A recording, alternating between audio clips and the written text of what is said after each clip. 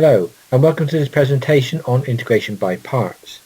This presentation does assume you've seen a previous presentation related to integration using standard forms from standard tables, and also differentiation using standard forms again in standard tables.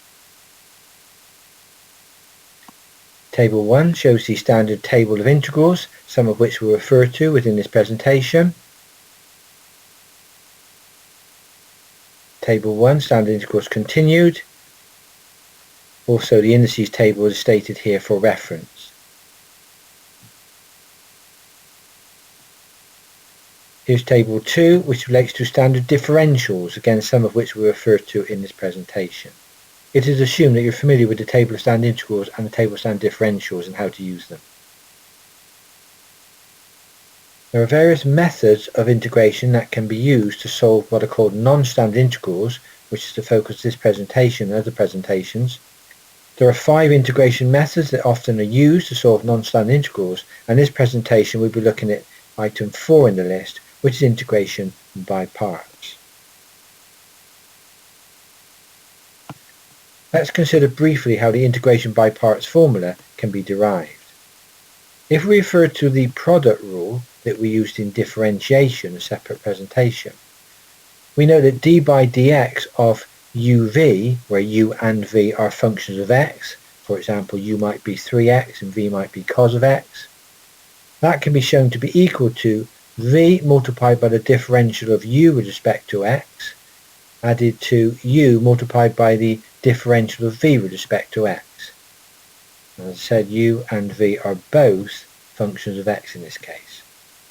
If we rearrange the equation slightly, simply subtracting the v multiplied by the u dx from both sides of the equation, we can write u dv dx is equal to the first differential of uv with respect to x minus the v multiplied by du dx. If we now integrate both sides with respect to x, on the left hand side we'll get the integral of u multiplied by the dv dx with respect to x, and that's equal to, on the right hand side, the integral of d by dx of uv with respect to x, and we subtract from that the integral of v multiplied by du dx with respect to x. We can now see there's some cancelling. On the left hand side, the dx on the top line cancel with dx on the bottom line to leave integral of u dv. On the right hand side in the first term, the dx on the top line cancel with the dx on the bottom line to leave us integral of the differential of uv. So the integral and differential are inverse functions, so they will cancel. And subtracting the second term here, we can see on the top line the dx cancel with the dx on the bottom line to leave us with the integral of v respect to u. Just tidying this line up now, on the left hand side we have the integral of u with respect to v, in this case, is equal to, on the right hand side, the uv, because the integral has cancelled with the differential here, subtract the integral of v with respect to u. That's the standard formula for the integration by parts we'll be using within this presentation. Just note for your reference, the integration by parts formula can also be written like this and is used like this in some textbooks. So the above formula shown in the bolded box is known as integration by parts formula. It provides a method of integrating such products of simple functions as shown below: the integral of t multiplied by e to the t with respect to t, the integral of x multiplied by sine x with respect to x, the integral of e to the theta multiplied by cos theta with respect to theta, and the integral of x multiplied by ln x with respect to x. And each of those integrals contains products by one function of t multiply another function of t, or one function of x multiplied by another function of x, one function of theta multiply another function of theta, etc. So given a product of two terms to integrate, the initial choice is which part do we make equal to u in the above equation here on the left hand side, and which part do we make equal to dv, again in the above equation on the left hand side. Where possible, the choice is such that the u part becomes a constant, that's a pure number, after successive differentiation, and the dv part becomes a standard integral. Generally, the following rule applies. If a product is to be integrated that contains an algebraic term, that's something like a t or an x squared or 3 multiplied by theta, we choose this term to be the u part of the integration by parts formula. So for example, if we're given the integral of x multiplied by sine x with respect to x, we would let u equals to x and dv is equal to sine x. By making u is equal to x and differentiating, we end up with the value of 1, and we differentiate a second time, we end up with the value of 0. So as we can see, the algebraic term has eventually disappeared as we differentiate it. Just note for reference, if the integral is of the form integral of e to the x multiplied by cos x with respect to x, then either of the terms, the e to the x or the cos x, can be made the u part of the integration by parts formula. There is one important exception to this rule that we need to notice, and that's when we have an ln x in the integral. So if the product to be integrated contains the ln x term, the natural log of x, we choose this term to be the u part of the integration by parts formula. So if we're given the integral of x multiplied by ln x with respect to x, we would let u equals to ln x and dv equals to x. If we did let dv is equal to ln x, the result will be integrating ln x, which is an infinite solution, so we cannot solve that particular problem. Example 1 illustrates the use of the integration by parts formula. We're asked to calculate the integral of x multiplied by e to the 4x with respect to x. So this is a product, because we've got one function of x multiplied another function of x, so we're going to try the by parts formula from the previous slide. So the first thing we need to do in this process is decide what to make the u term in the by parts formula and what to make the dv term in the by parts formula. So in this case, as we have an algebraic term in the integral, we will let u equal that algebraic term, which is x in this case. We will let dv equal the second term, the e to the 4x. What we do now is differentiate the u with respect to x. This is a standard differential of the form ax to the n on the right hand side. Don't forget we have a 1 in front of the x here, and the power is 1. We do not write either of those 1s, but they're there. So that's our x to the n format, where a is equal to 1, x is x, and n is equal to 1. If we follow the differential patterns through, we end up with a derivative of a n x to the n minus 1. So on the left hand side we have du by dx, and on the right hand side we have the constant 1. So in this case, multiplying both sides by dx, du is equal to dx. Integrating now the dv term, on the left hand side we have the integral of dv, and again, if it helps you, you can think of that as being integral of 1 dv for a standard form. And on the right hand side we have the integral of e to the 4x with respect to x.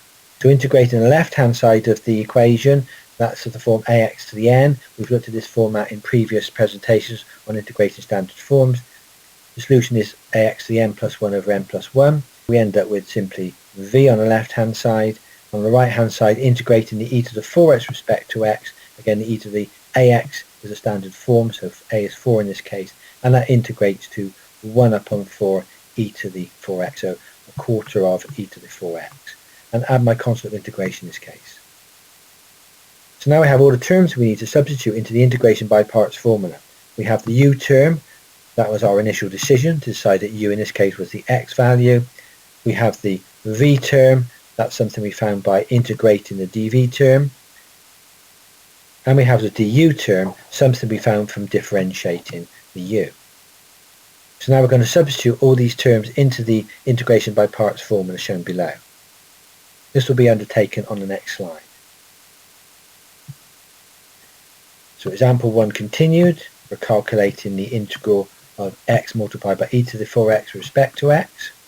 So from this previous slide, our integration by parts formula is the integral of u with respect to v is equal to uv minus the integral of v with respect to u. Don't forget v and u are functions of x in this case. So on the left hand side we've got our integral we're given in the question.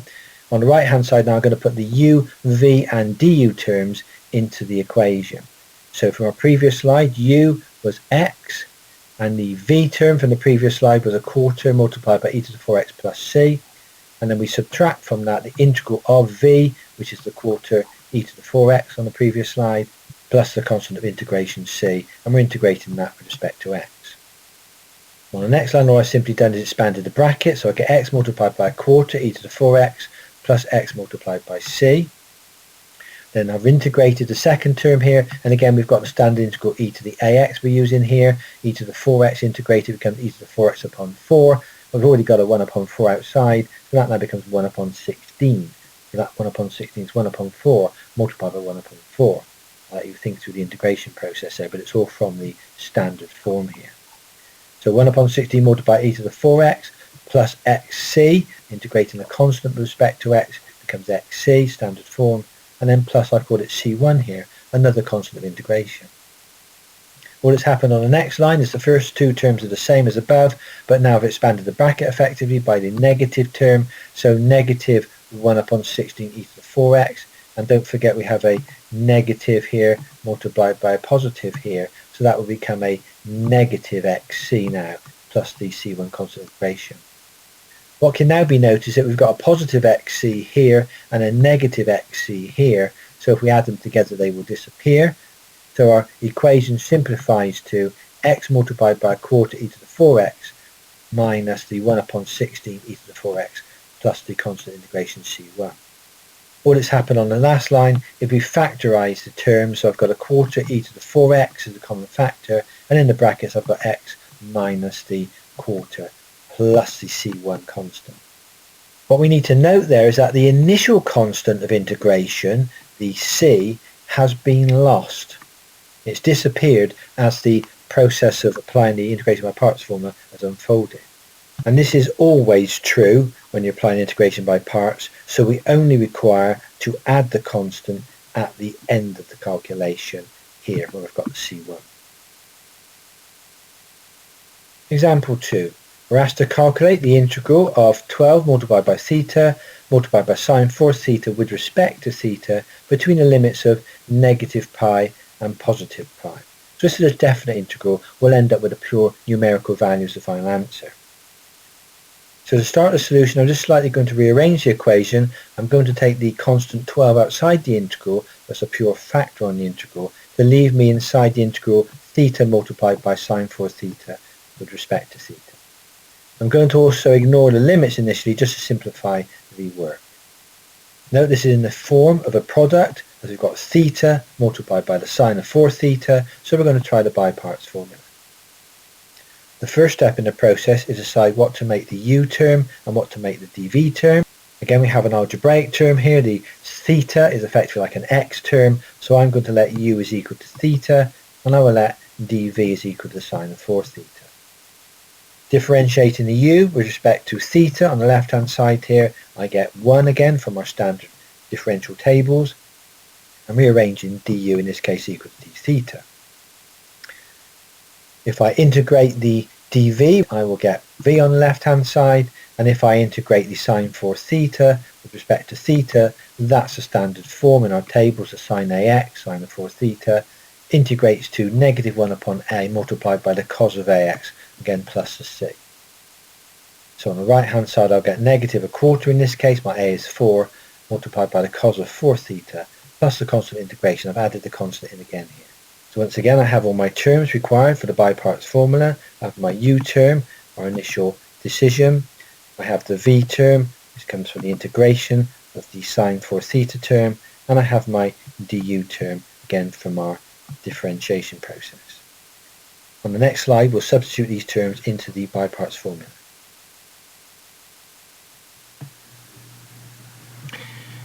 Example 2 continued. Now we're going to substitute the values of u, v and du from the previous slide into the by parts formula shown here. So from the previous slide, the question we're solving is 12 multiplied by the integral of theta multiplied by the sine of 4 theta with respect to theta. On the right hand side we've got 12 outside of this curly bracket here, and inside we've got the by parts formula. So u is theta from the previous slide, v is negative a quarter cos 4 theta, and we subtract from that the integral of v, which is the integral of negative a quarter cos 4 theta in this case, multiplied by the du, which is d theta from the previous slide. What I do on the next line is take the quarter outside of the integral sign. It's just a factor on the cos 4 theta function, but notice because of the double negatives we have here, we end up with a positive between the terms. On the next line I simply integrated the cos 4 theta with respect to theta, which becomes a quarter of sine 4 theta. That's a standard form of cos ax integrated into 1 upon a multiplied by sine ax, plus the constant integration I've called c1 here. On the next line I simply multiplied the two quarters together, and that becomes 1 upon 16. What I've done on the next line is simply rearrange the terms, put the 1 upon 16 sine 4 theta in front of the negative quarter theta cos 4 theta. On the next line I've taken the 1 upon 4, the quarter outside is a common factor, so I get 12 upon 4, and inside the bracket 1 upon 4 sine 4 theta minus theta cos 4 theta. I just simply factorised on the quarter, in other words, it's common to both terms. And on the final line is simply 12 divided by 4 outside the bracket becomes 3. So 3, and in brackets a quarter of the sine 4 theta minus theta cos 4 theta. That's my constant integration C. So there's a general solution for the problem we're trying to solve.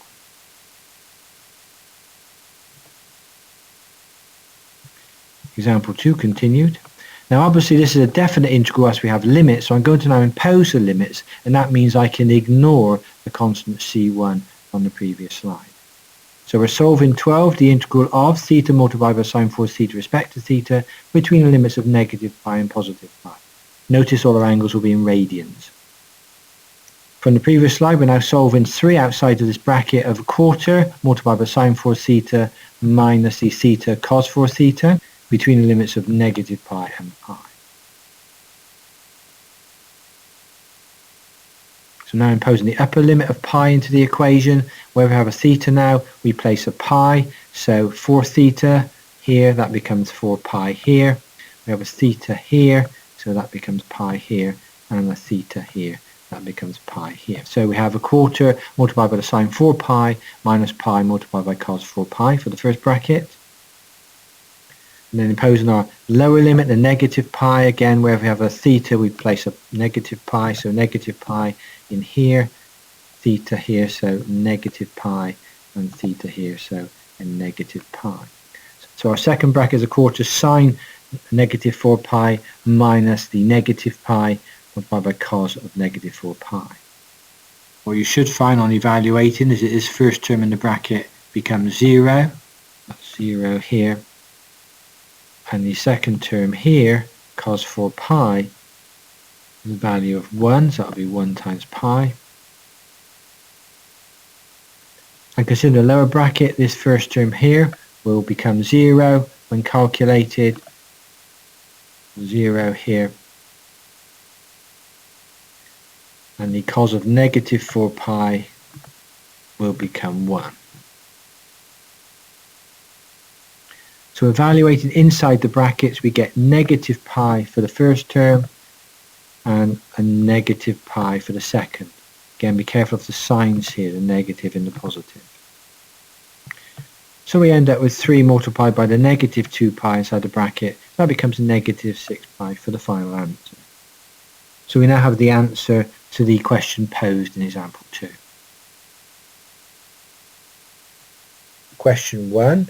We're asked to calculate the integral of x multiplied by cos x with respect to x. This is in the form of a product, so we're going to try the by parts formula.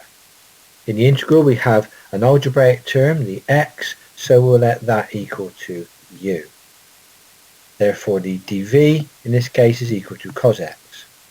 Differentiating u with respect to x becomes 1, thus rearranging du is equal to dx.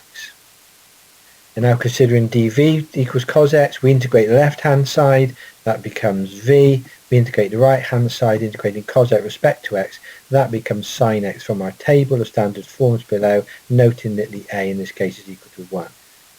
I've ignored the constant c at this stage because we've shown in the previous examples that the constant c will cancel out if we add it in at this stage of the process.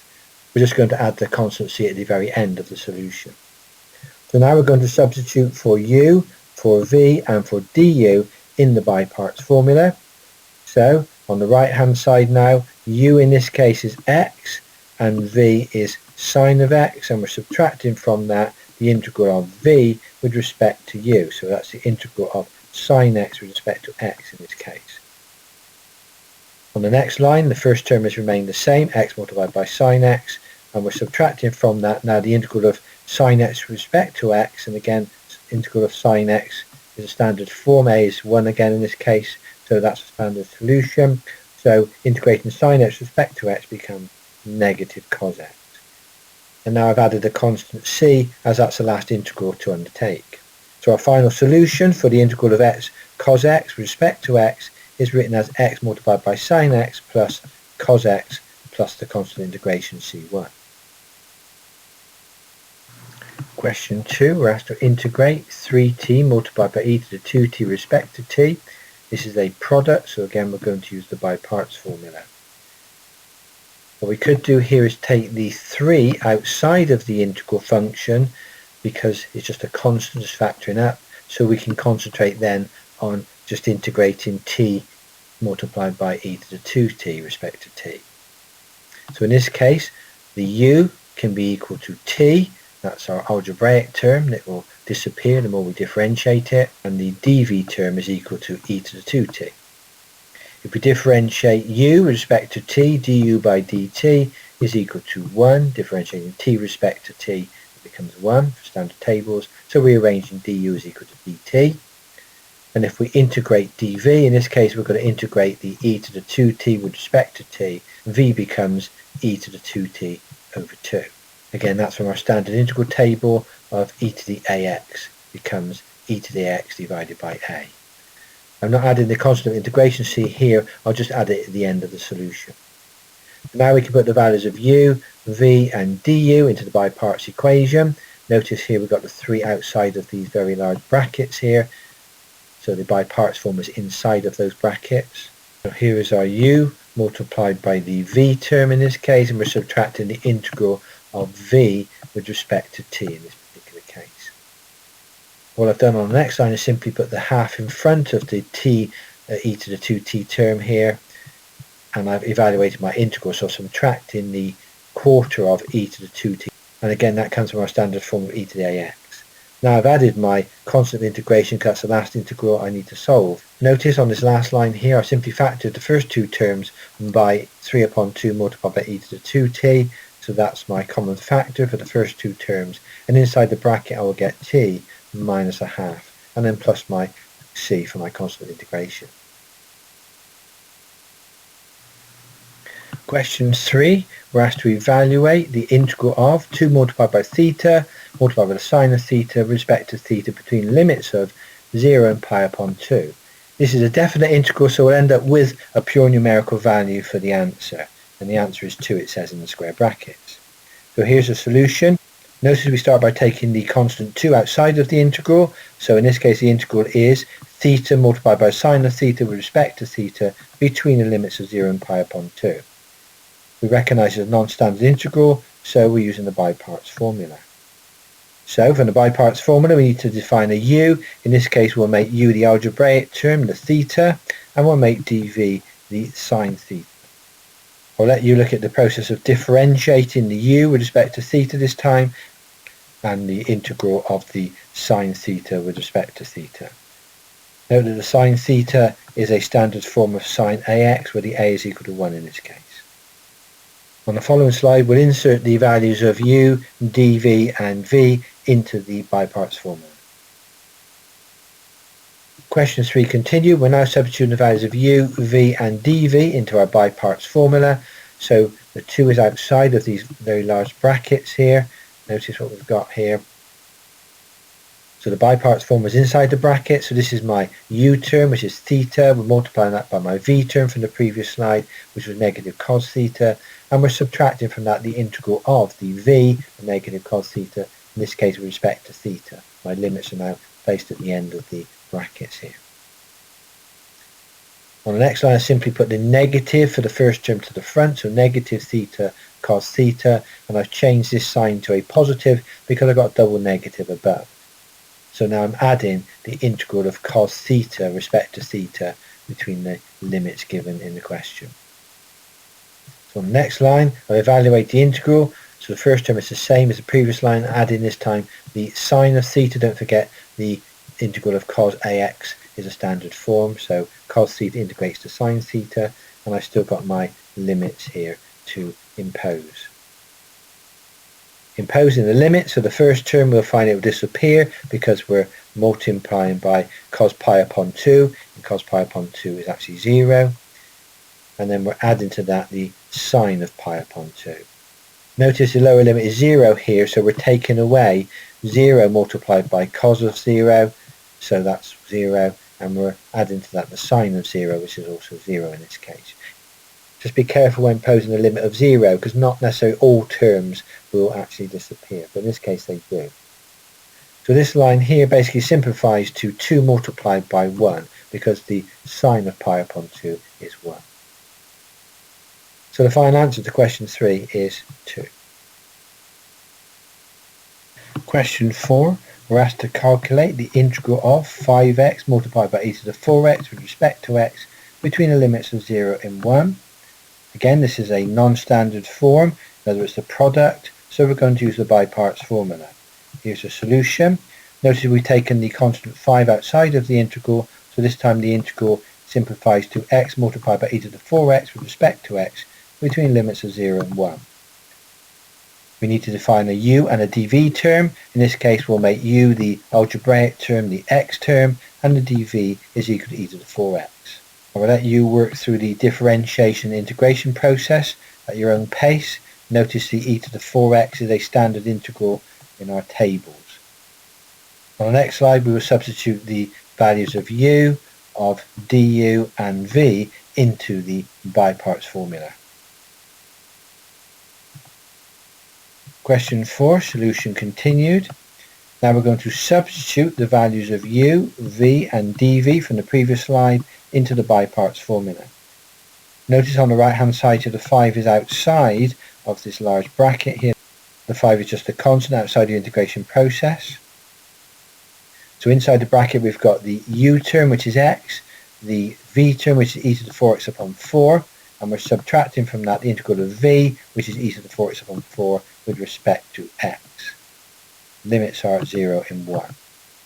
Notice on the next line we've taken this 4 outside of the bracket. It's a common factor to both of the terms inside the bracket. So now we've got 5 upon 4 outside the bracket, and inside the bracket the first term is x multiplied by e to the 4x, and integrating e to the 4x becomes e to the 4x upon 4, which we're subtracting from the first term. Our limits are still 0 and 1. Now we simply impose the upper and lower limits into the equation. So the upper limit goes in, there's 1 and 1, and the lower limit will go in of the 0. Obviously the first term is 0 multiplied by an x of 0, and the second term we put the e to the 0 here. Our next line is simply factorised on e to the 4, so I get 1 minus a quarter in the bracket, and I'm subtracting my lower limit here, which becomes negative 1 upon 4. Don't forget e to the power 0 is 1, so that's 1 upon 4 in this case. So on the next line I get 3e to the 4 upon 4 plus my quarter. Be careful of double negative signs here. Then evaluating the expression I end up with approximately 51.5. I'd encourage you to stop the presentation and think carefully through each of the steps we've undertaken on that slide.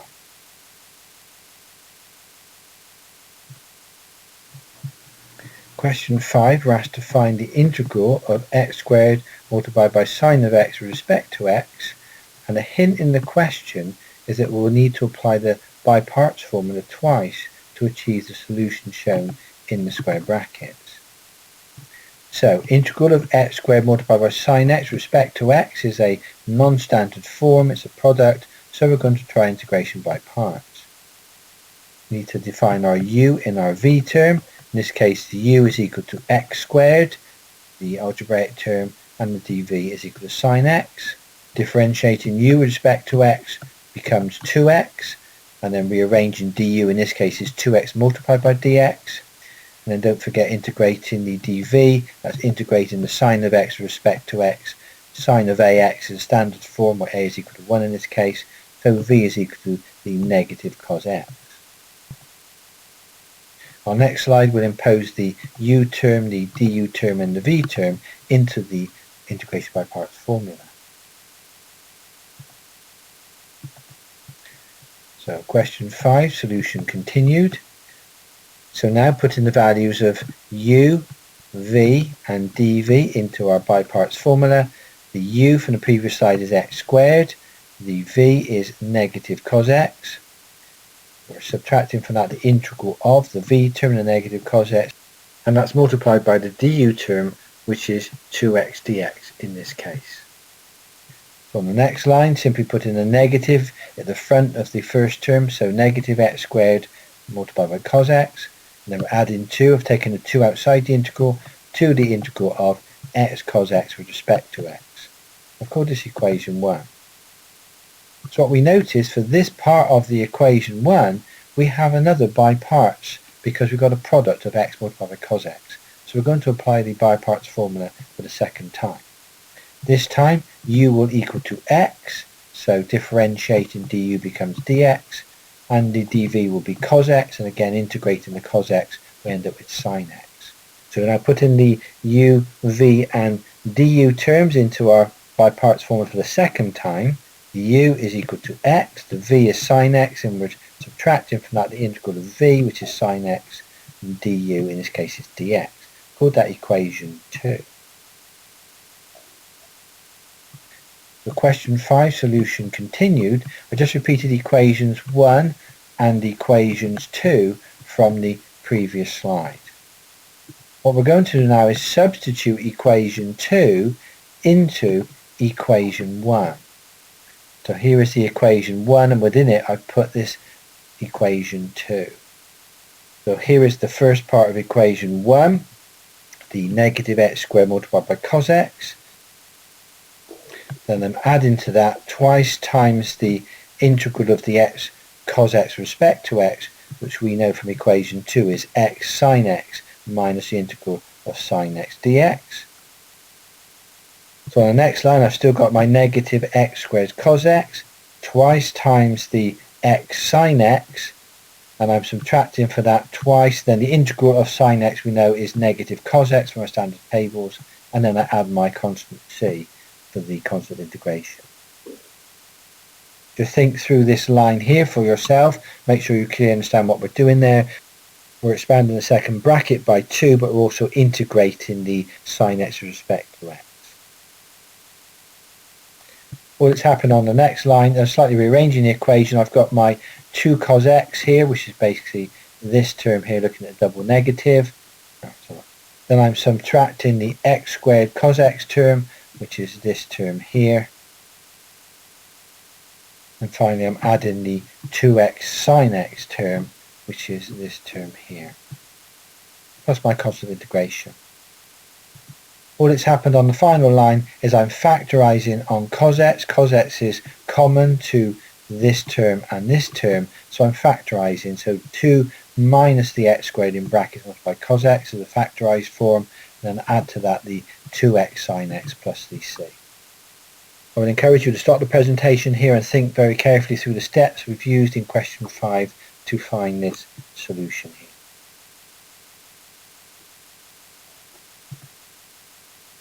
Here are further tutorial questions I would strongly encourage you to undertake. We're asked to integrate the following expressions with respect to the variables used, that's x and t in this particular case. So question 6 through to question 9, I'll let you review at your own pace. The answers are shown in the square brackets on the right hand side, and notice in question 9 as a hint, we've got to apply the by parts formula twice and back substitute, as we did in the previous question 5. The work solutions to some of these questions are shown on the following slides. Question 6, we're asked to find the integral of x multiplied by ln x with respect to x. Now we need to be careful here. The integral is not in standard form, so we're going to use by parts because it's a product. but we have ln x in the integral. And if you remember from the introduction to this presentation, when we have ln x in the integral and we're using the by parts formula, we must make u equal to ln x. Even though we've got an algebraic term, the x term in the integral, we must make u equals ln x. So in this case, the dv is equal to x. When we differentiate u with respect to x in this case, we're differentiating ln x with respect to x. We get x to the negative 1 from our standard tables. We look at the standard differential tables beginning of the presentation. And rearranging for du, we now get x to the negative 1 multiplied by dx. This time we're integrating the dv, so we're integrating the x with respect to x. That's the standard form of ax to the n. So we get v is equal to x of 2 upon 2. Question 6, solution continued. Now we're going to substitute the values of u, du and v into the by parts formula. So from the previous slide, the u was ln x in this case, the v is x squared upon 2, and we're subtracting from that the integral of the v, which is x squared upon 2 multiplied by the du, which is actually x to the negative 1 multiplied by dx. On the next line, I've just slightly rearranged the first term. I've now written this x squared upon 2 multiplied by ln x, and we're subtracting from that. I've taken the half outside of the integral sign here, so I've got half multiplied by the integral of. I've got x multiplied by dx. Be careful there, that's the use of the first law of indices. I've got x to the power of 2 multiplied by x to the power of negative 1. So using the first law of indices, that becomes x to the power of 1. We don't write the ones, but there is actually a 1 here. So on the next line, the x squared upon 2 multiplied by ln x is still unchanged, and we're subtracting from that half multiplied by integrating the x with respect to x. That becomes x of 2 upon 2 plus the constant integration c. And again, we've got the ax to the n format there. Factorising on the next line, I've got x squared upon 2, and in brackets I've got ln x minus the half. We can see that the x squared upon 2 and x squared upon 2 is common to both of those terms. And on the final line, just to form the solution required for the question, I've now written x squared upon 4, and inside the bracket 2 ln x minus 1 plus my c. So basically here what I've done is taken the 2 here outside of the bracket to make it 4. So because there was no 2 underneath the ln x, I've had to factor the ln x by 2 if I want to take the 4 outside of the bracket. Again, I would encourage you to stop the presentation and think through that solution carefully for yourself. Question 7, we're asked to find the integral of ln x dx. Solution shown on the right hand side here. So again, we have ln x inside the integral, and I've also put a 1 there for a little bit of clarity. So 1 multiplied by ln x with respect to x. So as we're integrating this, we have to make the ln x equal to the u again. In this case, the dv is equal to 1. Differentiating the du by dx this time will equal to x to the negative 1. So du is x to the negative 1 multiplied by dx by rearranging. And integrating the dv, we're integrating 1 with respect to x, and that integrates to v is equal to x. And again, that's sort of form ax to the n. We've looked at that kind of differentiation in the previous presentation on standard differentials.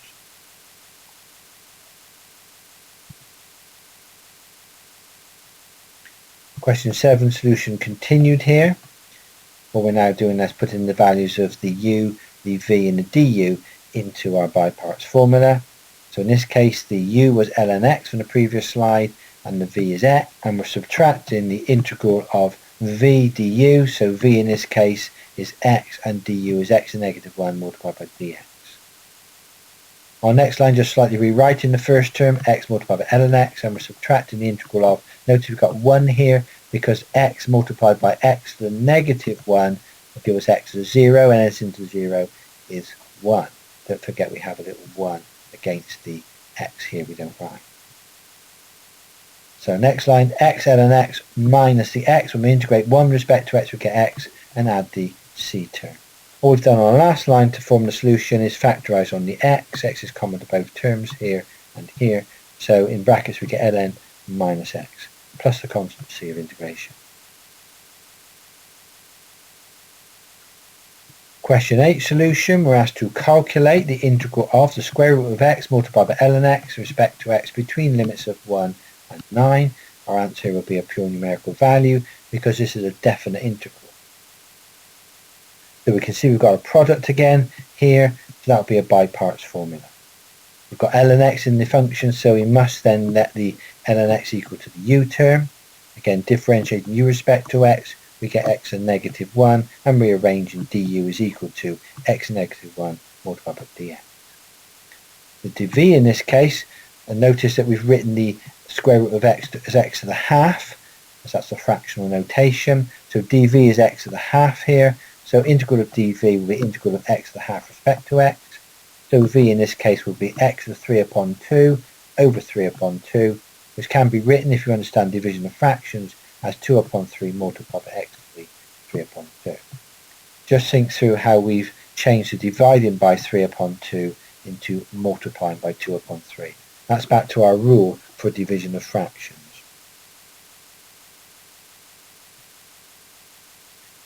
Question 8, solution continued. Now we're going to put the values of u, v and du from the previous slide into the by parts formula. So from the previous slide, u was ln x, and the v is 2/3 of x to the 3 upon 2. And we're subtracting from that the integral of v, which is 2/3 x to the 3 upon 2, multiplied by du, which is x to the negative 1 multiplied by dx. On the next line, I've slightly rearranged the first term. I've brought the 2 upon 3 to the front. So 2 upon 3 multiplied by the x to the 3 upon 2 multiplied by ln x. And we're subtracting from that. I've taken the constant 2 upon 3 outside the integral of x to the half multiplied by dx between limits of 1 and 9. So on the next line, I've just repeated the first term again here, and we're subtracting from that 2 upon 3 multiplied by x to 3 upon 2 divided by 3 upon 2. The limits given are 1 and 9. On the next line, the first term is the same as the previous line, and all I've done here is subtract 4 upon 9. Now be careful again how we work this out. We're dividing by 3 upon 2 here. That's like multiplying by 2 upon 3. So basically what we have is 2 upon 3 multiplied by 2 upon 3, and that's where the 4 upon 9 comes from. So 4 upon 9 multiplied by x to the 3 upon 2, again between the limits of 1 and 9. Just think through carefully the fractions here. It's the fractions that sometimes cause the problem. And you need to be aware of how we divide using fractions. That can help you understand how we manipulate the equation. But basically, dividing a number by 3 upon 2 is like multiplying that number by 2 upon 3. Question 8 solution continued. Now we've got the 2 upon 3 outside our large bracket here, and inside the bracket we've got the terms we're going to evaluate with the limits of 1 and 9. What I've also done here to slightly simplify the numerical work is factorise on the x to 3 upon 2, as that was common to both terms. So inside the second bracket I've got ln x minus 2 upon 3. And again you can see that from the previous slide. X to 3 upon 2 in this term and x to 3 upon 2 in this term, so that's the common factor. So what we do now is put the upper and lower limits into the equation where we see an x. So on the next line I've got the value of 9, upper limit, I've got ln of 9, and I've subtracted 2 upon 3. And for the lower limit I've got the value of 1 here, so the x is 1 here, and the ln x is 1 here. I'll let you consider the evaluation here. What you should find eventually is that the answer is 28.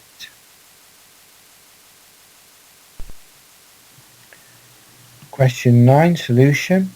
We're asked to calculate the integral of e to the t multiplied by sine 2t with respect to t between the limits of 0 and pi upon 4. As this is a definite integral, we will end up with a pure numerical value for the answer. Again, we notice the integral is not in standard form, it's a product, so we're going to use the by parts formula.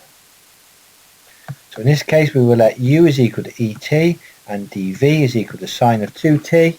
Differentiating u respect to t, du by dt becomes et. If you look at your differential tables, when we differentiate e to the t, it becomes e to the t. And then rearranging for du, that's equal to e to the t multiplied by dt. If we integrate the v, we get the integral of sine 2t respect to t, and again from our standard sine ax format in our integral tables, v will equal to negative cos 2t upon 2. A in this case is 2. Question 9, solution continued here. So using the values from the previous slide, we now substitute the u, the v and the du into our biparts equation. So u on the previous slide was e to the t, v was negative cos of 2t upon 2, and we subtract from that the integral of v, which is negative cos 2t upon 2, multiplied by the du, which is e to the t multiplied by dt. Just tidy up in the next line. I get negative e to the t over 2 multiplied by cos 2t, and I add them because of the double negatives we have here. The half, bringing the half outside the integral sign, e to the t multiplied by cos 2t respect to t. Call that equation 1. What we notice here though is the integral is another product. It's e to the t multiplied by cos of 2t. So we need to apply the integration by parts again. Question 9, solution continued. So now we're solving the integral of e to the t multiplied by cos of 2t respect to t. We'll let u is equal to e to the t and dv is equal to cos 2t. So on the left hand side we find that du is equal to e to the t multiplied by dt, and we find v is equal to sine 2t upon 2.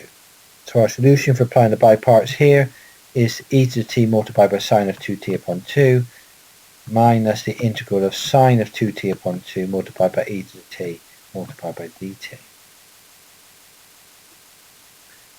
Question 9, the solution is continued here. So from the previous slide, we now have e to the t multiplied by sine 2t upon 2 minus 1 upon 2 multiplied by the integral of e to the t multiplied by sine 2t multiplied by dt. Call that equation 2. What we're going to do now is substitute equation 2 from above into equation 1 on the previous slide. So from equation 1, we had the negative e to the t upon 2 multiplied by cos of 2t plus half multiplied by, and then from equation 2 we get the e to the t multiplied by sine 2t upon 2 minus a half of the integral of e to the t multiplied by sine 2t with respect to t. So on the next line, this first term is the same as in the previous line, and all we've done for the next two terms is expand the bracket, so we multiply both by the half, so we get e to the t multiplied by sine 2t upon 4 minus 1 upon 4, the integral of e to the t multiplied by sine 2t with respect to t. Now to write the next line, what we need to notice is that on the left hand side we have the integral of e to the t multiplied by sine 2t with respect to t, and on the right hand side this term, this negative 1 upon 4, is multiplied by the integral of e to the t multiplied by sine 2t with respect to t. So what we can do here is add the 1 upon 4 integral of e to the t multiplied by sine 2t respect to t to both sides of the equation. So considering on the left hand side we actually have 1 integral of e to the t sine 2t respect to t. So when I add this term to both sides, I can write the right hand side as 5 upon 4, the integral of e to the t multiplied by sine 2t respect to t, and the right hand side simply contains the two terms from the above line. Question 9, solution continued. So from the previous slide, I have 5 upon 4 multiplied by the integral of e to the t multiplied by sine 2t respect to t. On the right hand side I factorise on e to the t upon 2, so in brackets I have sine 2t upon 2 minus cos 2t.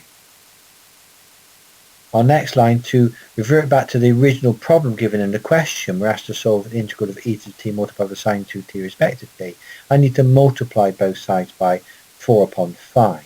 So that's why the 4 upon 5 has occurred here, but it's disappeared on the left hand side. On the next line I simplified the 4 upon 5 multiplied by 2, which is simply the 2 upon 5 here. So 2 upon 5 multiplied by e to the t, and in my brackets I've got the sine 2t upon 2 minus the cos 2t. I'm now going to impose the limits given in the question. Don't forget we're using trig functions for sine and cos here, and the angles have been given to us in pi radians, so that means we need to be in radians on our calculator. I will let you impose the limits of t, so wherever we see a t in the above equation here, we need to put the limits. So The upper limit is shown here for values of t, and the lower limit shown here for values of t. Question 9 solution continued. Again, we're imposing the limits here. I will let you undertake the evaluation yourself. You should find the final answer is 0.8387. Again, I would encourage you to stop the presentation and perhaps rework through the slides associated with question 9. It's a very complicated solution. Finally, we're left with some problems, 1 to 5 shown here. To attempt, the answers are shown in the square brackets on the right hand side. I would encourage you to stop the presentation and attempt these questions now. They all relate to the integration by parts approach.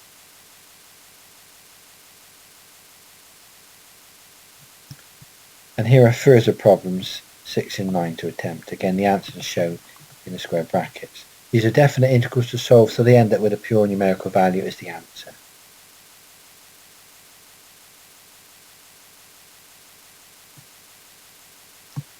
Here is the bibliography used to generate the presentation. Again, excellent maths reference source for technician engineers.